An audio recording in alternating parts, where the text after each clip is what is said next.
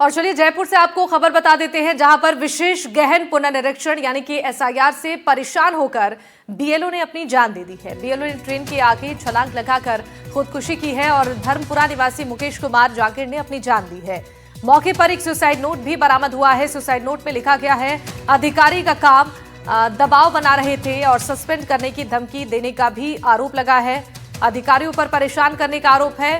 Bindayaka railway फाटक के पास शव मिला है और नारिका साहब में टीचर के पद पर मुकेश कार्यरत थे। जोटवाड़ा में बीएलओ के पद पर भी तैनात थे मुकेश। जयपुर से काम के दबाव में आकर एक शिक्षक ने सुसाइड कर लिया है। शिक्षक का नाम मुकेश जांगिड़ है और अभी तक ये जानकारी सामने आई है कि कथित तौर पर एसआईआर से जुड़े काम के दबाव में आकर शिक्षक मुकेश ने ये खौफनाक कदम उठाया। इस मामले की जानकारी देते हुए बिंदायक थाना प्रभारी विनोद शर्मा ने बताया कि सुबह 4:30 बजे शिक्षक काम के लिए मोटरसाइकिल लेकर घर से निकले थे। इसके बाद बिंदायका फाटक के पास आकर उन्होंने ट्रेन के सामने कूदकर जान दे दी। वहीं मृतक के भाई गजानंद ने बताया कि भाई लगातार परेशान चल रहा था। परसों रात को उसका कोई साथी फॉर्म वगैरह भरने में उसकी मदद करने गया था। सुबह वो घर से गए थे और इसके बाद ये घटना हुई। उनकी 2 बेटी हैं, एक बेटा है। उन्होंने बताया कि शिक्षक की जेब से एक सुसाइड नोट मिला है और इसे पुलिस ने रख लिया है। जब उन्होंने पूछा कि इसमें क्या लिखा है, तब पुलिस ने पढ़कर सुनाया। इसमें उन्होंने लिखा है कि वो एसआईआर योजना में काम के चलते बेहद परेशान चल रहे थे और उनका सुपरवाइजर सीताराम उन पर काम करने का दबाव और सस्पेंड करने की धमकी दे रहा था। मैंने देखा, उनको कह दिया मैंने ये मेरा भाई है, पहचान गया। तो उन्होंने कहा भाई जेब में से देखो सामान पड़ा है क्या। तो मैंने उन दोनों जो भी देखे, एक में से 500 का नोट और कुछ चाबियाँ थी और एक में से एक कागज़ निकला था। तो मैंने कागज़ को खोल के देखा तो पुलिस वाले ने ले लिया मेरे से। तो उस कागज़ में सुसाइड नोट लिखा हुआ था। उसमें ऐसा था, सीताराम जी बुनकर जो उन्हें दबाव डाल रहा था और बार बार ये परेशान कर रहा था कि मैं तुम्हें सस्पेंड कर दूंगा। ये बीएलओ कर्मचारी थे, उन्होंने दबाव प्रेशर बना रखा था, भाई काम आप नहीं कर रहे हो। और ये कह रहा है मैं रात भर नींद नहीं आ रही है, मेरे को बार बार परेशान कर रहे हैं। सुसाइड नोट में लिखा था। मैंने उनको फ़ोटो खींचने की कोशिश की, उन्होंने फ़ोटो नहीं खींचने दिया। मैंने उनको कहा भाई मैंने को एक बार और देख लेना, भाइयों को बताने, उन्होंने नहीं बताने दिया, उनकी जेब में रख लिया। और इस खबर पर ज्यादा जानकारी देने के लिए हमारे साथ संवाददाता वीरेंद्र लाइव जुड़ रहे हैं। वीरेंद्र से पहले जानते हैं कि ये पूरा मामला क्या है और जो सुसाइड नोट बरामद हुआ है उसमें और क्या कुछ जिक्र किया गया था, पूरी जानकारी दीजिएगा। देखिए शिवानी, ये जो पूरी घटना है इसके अंदर जो है एक टीचर के द्वारा यानी बीएलओ जो ऑफिसर लगाए जाते हैं ग्रामीण परिवेश में, वहाँ पर ये मुकेश जांगिड़ करके जो जिसका मृतक का नाम बताया जा रहा है, टीचर बताया जा रहा है, उसने जो है एसआईआर को लेकर जो है पिछले लंबे टाइम से वो काम कर रहा था और इसी के चलते जो उनके सुपरवाइजर है सीताराम, जिनका नाम बताया गया है, सुसाइड नोट में भी इस चीज़ का जिक्र किया गया है कि उनके द्वारा जो है लगातार उनके ऊपर दबाव बनाया जा रहा था और उनका साफ तौर पर यही कहना था कि जल्द से जल्द है जो आप अपने हिस्से का कार्य है वो पूर्ण कीजिए। और इसी दबाव के चलते जो है उनके द्वारा जो है डिप्रेशन में चले जाते हैं और उसके बाद जो है वो कल शाम को देर शाम को जो है ये सुसाइड की खबर है उनके परिजनों को मिलती है। इसके साथ ही जो है इस पूरे मामले को लेकर जो राजस्थान के जो तमाम जो शिक्षक हैं और जो संघ बने हुए हैं उनका भी साफ तौर पे यही कहना है, क्योंकि हर किसी क्षेत्र के अंदर, हर किसी ग्रामीण के अंदर जो जिस तरीके से बीएलओ तैनात किए गए हैं,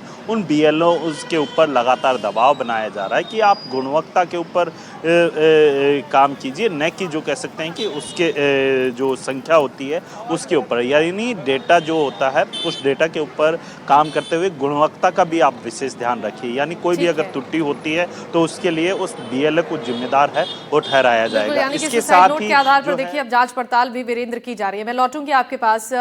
हमारे साथ गजानंद जी भी जुड़ चुके हैं।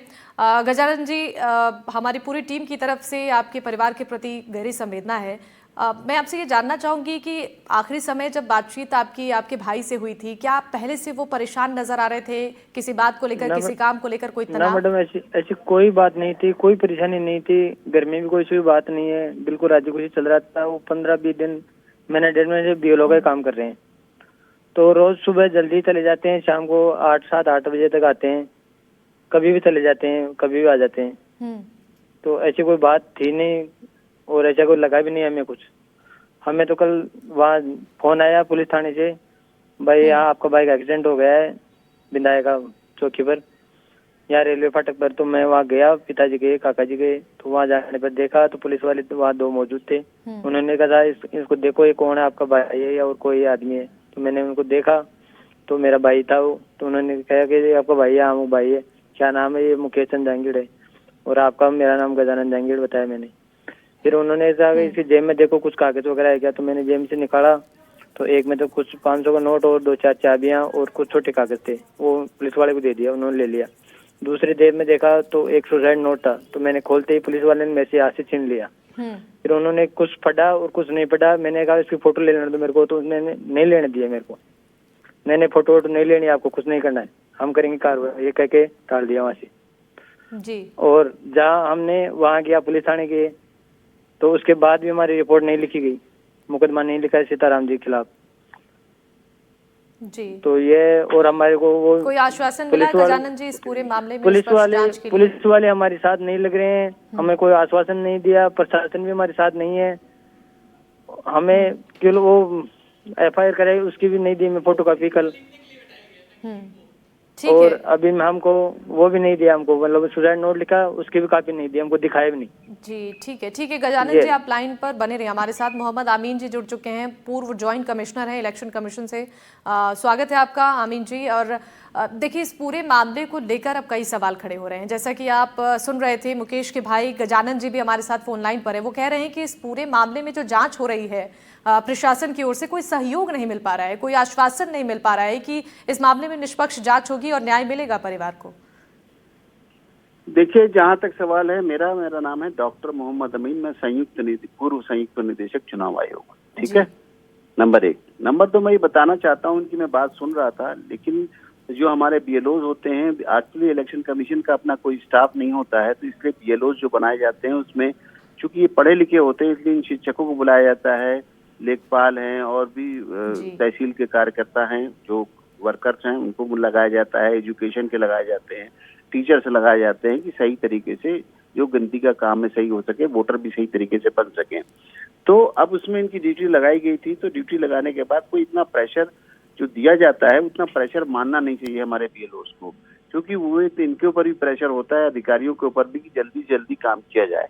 तो ये लोग उस काम में कोताही न बरते, मतलब शिथिलता ना लाएं, काम तेजी से करें, तो उसके लिए वो दबाव बनाते हैं। लेकिन इतना दबाव नहीं होना चाहिए और इतना नहीं होना चाहिए जिससे कि वो अपने को सुसाइड करें इस काम से। तो ऐसा नहीं है, जबकि इस मामले में अगर ये दुर्घटना हो गई है, उन्होंने सुसाइड कर लिया इस इश्यू को लेके, इसके प्रॉपर इसकी जो FIR हुई है उसमें FIR में दर्शाया गया, ये मामला मीडिया के पास आ चुका है, तो इसलिए किसी भी तरीके से मैं नहीं समझता इसको छिपाया जाएगा। और इस पर जिला निर्वाचन अधिकारी इसके उत्तरदायी होंगे। और SDM से जांच की बात करें, SDM के ऊपर जांच भी होगी, जो इनके इंचार्ज थे उनके ऊपर भी जांच होगी, वो एरिया का जो भी हमारा AERO है उस पर भी एक्शन होगा कि इस तरीके से क्या किया गया। लेकिन सब सारा चीजें हैं, सब जांच का विषय है, जांच होने के बाद ही कुछ उचित कार्रवाई की जाएगी। जहाँ तक सवाल है इनको कंपनसेशन भी मिलेगा और इनको पूरा न्याय भी मिलेगा। ऐसा नहीं है कि जो हमारे सरकारी कर्मचारी हैं उनके साथ कोई इस तरह की वारदात हो जाती है तो उनको न्याय न मिले। इनको मैं आश्वस्त करता हूं कि पूरी तौर से इनको न्याय मिलेगा, इनके परिवार को और इनको लोगों को। ठीक है डॉक्टर मोहम्मद अमीन जी, देखिए इस पूरे मामले में जो सुसाइड नोट मिला है उसमें भी ये जिक्र किया गया है मुकेश की तरफ से कि काम का दबाव बनाया जा रहा था, वर्क प्रेशर की वजह से उन्होंने आत्महत्या की है। और एक बात उन्होंने ये भी कही है कि उन्हें बार बार ये धमकी दी जा रही थी कि आपको नौकरी से निकाल दिया जाएगा। तो इस तरीके का बर्ताव कर्मचारियों के साथ कितना सही है, और इस तरीके से अगर मेंटल तौर पर परेशान किया जाएगा तो लोगों के पास और कोई ऑप्शन नहीं होगा। देखिए, जहाँ तक सवाल है इलेक्शन कमीशन का, तो इलेक्शन कमीशन की ड्यूटी जब लग जाती है तो बड़े बड़े सीनियर IAS अफसर भी बचने की कोशिश करते हैं और अपनी ड्यूटी कटवाने की कोशिश करते हैं, क्योंकि इलेक्शन कमीशन का जो काम होता है वो वार फुटिंग पे होता है, यानी युद्ध स्तर पे काम किया जाता है और एक टाइम लिमिट होती है और उसमें कोई गड़बड़ ना हो। अगर कोई गड़बड़ होती है तो उस पर एक्शन लिया जाता है। एक्शन क्या, ज्यादा उसमें कोई सस्पेंड कर दिया जाएगा अगर कोई बहुत ज्यादा मिस्टेक होती है जांच के बाद, और उसकी भी जांच होती है, ऐसा नहीं कि जांच नहीं होती है।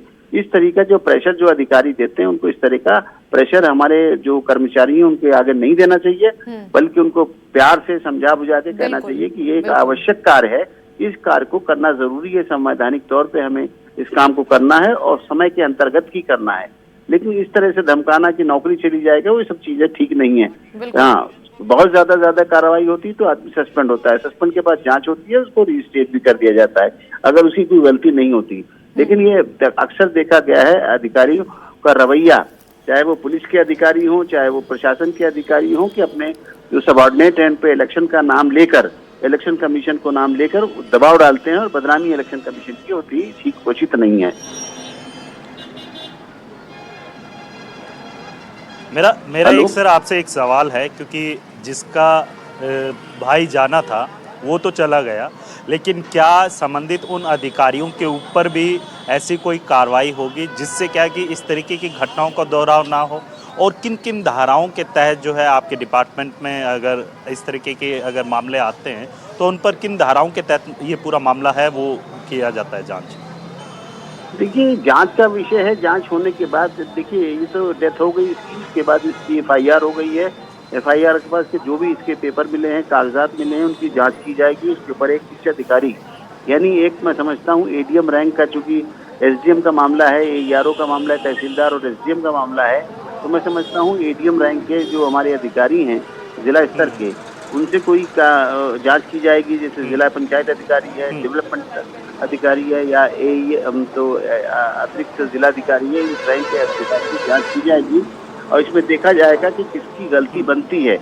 अगर इस तरह का न्याय बनता है कि इस तरह से उसको न्याय मिलना चाहिए, वो न्याय मिलेगा। उसकी बिल्कुल मैं न्याय आशा मिलने करता की हूं। उम्मीद लेकर ही जो परिजन है वो बैठे हुए हैं। गजानन जी हमारे साथ लगातार फोन लाइन पर बने हुए हैं, वो सुन भी रहे थे। गजानन जी, आप NDTV के माध्यम से प्रशासन और सरकार से क्या गुहार करना चाहेंगे इस पूरे मामले को लेकर? भाई मेरे को तो न्याय मिलना चाहिए मैडम, जी और वो बच्चों का पालन पोषण के लिए एक गवर्नमेंट नौकरी चाहिए, और मेरे को तो कोई दिक्कत नहीं, न्याय चाहिए मेरे को तो। जी हाँ, ये जहाँ तक सवाल है, अगर वो गवर्नमेंट नौकरी पे थे तो उनके परिवार को, वाइफ को या उनके परिजन को किसी को का नौकरी दी जाएगी, ऐसा नियम है।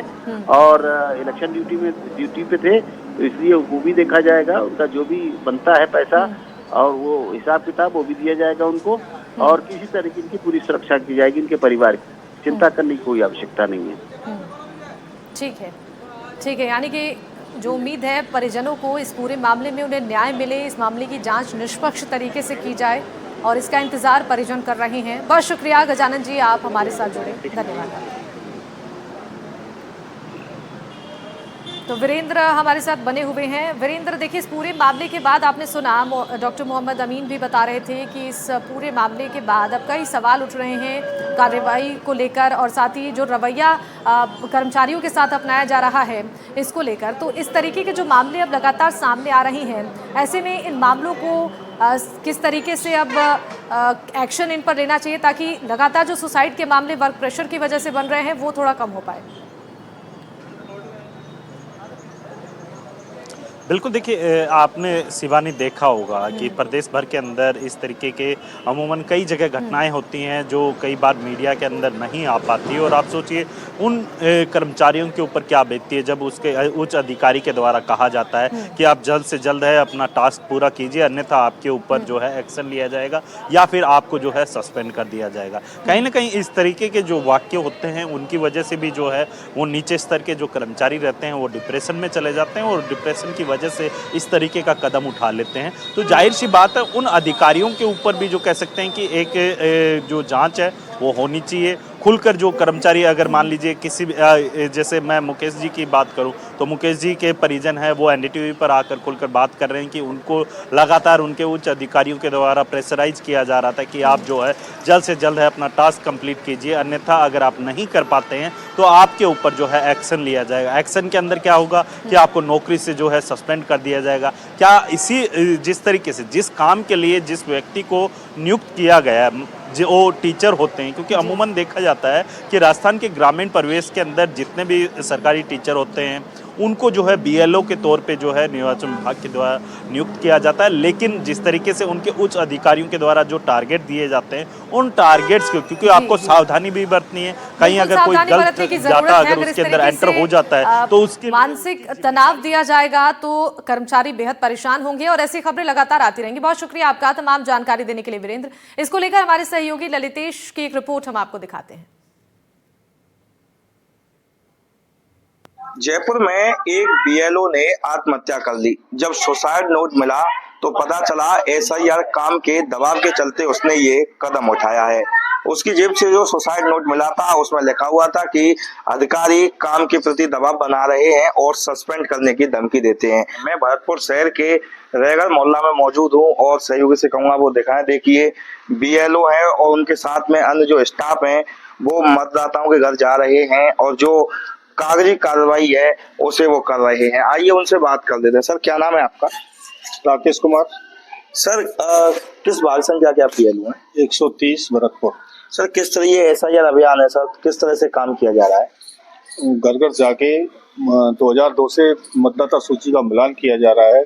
अगर 2002 की सूची में उनका नाम नहीं है तो उनको अन्य दस्तावेज 4 दिसंबर 2000 बाद के 2025 के बाद दिया जाएगा और अगर नाम है तो वो तो कुछ कागज नहीं देना है।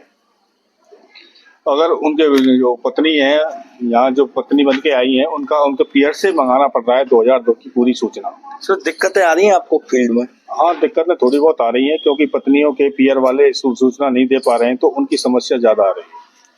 सर जो लोग हैं वो भी सहयोग कर रहे हैं आपका? हाँ, पूरा सहयोग मिल रहा है। जो कर्मचारी लगाए हैं, सहायक कर्मचारी, वो भी हमारे लिए पूरा सहयोग कर रहे हैं। क्या लग रहा है सर, जैसे काम है ये 4 दिसंबर तक पूरा करना है, कोई दबाव भी महसूस हो रहा है क्या? दबाव तो है ही है काम करने में, काम करेंगे तो दबाव मिलेगा, लेकिन ऐसा कोई दिक्कत नहीं है, काम समय पे पूरा हो जाएगा। सभी BLO लग रहे हैं सर? सभी BLO लगे हैं अपनी मन तन से। बिल्कुल, देखिए ये BLO राकेश जी थे और इनका कहना है कि ये लगे हुए हैं और 4 दिसंबर तक ये अभियान है वो खत्म होगा, उस तक ये देख पा रहे हैं इनका जो भी क्षेत्र है वहाँ ये जा रहे हैं और लोग भी इनका सहयोग कर रहे हैं। हालांकि थोड़ा बहुत दबाव भी है, लेकिन ये कह रहे हैं कि जिस तरह से लोग सहयोग कर रहे हैं तो उम्मीद है कि ये जो 4 दिसंबर तक इस जो अभियान की अंतिम तिथि है वहां तक पूरा हो जाएगा।